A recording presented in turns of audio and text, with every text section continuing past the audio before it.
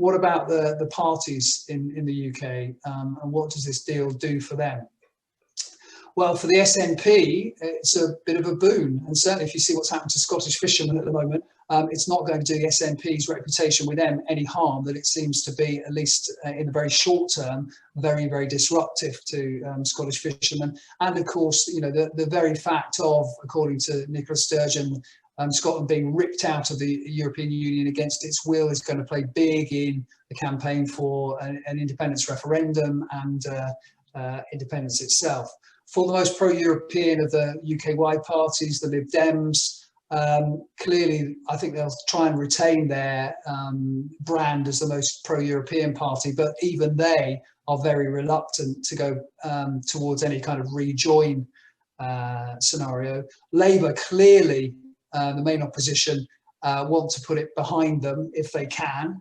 I suspect there will be quite a lot to criticise about the consequences of Brexit, but I think Labour may well hold back, much to the chagrin of some of their members and supporters on that, because I think they do want to get beyond it, because they do feel it's been very damaging for them. They might be able to criticise the absence of trade deals if they don't materialise, for example, but I don't think that will be have a great deal of traction with the electorate.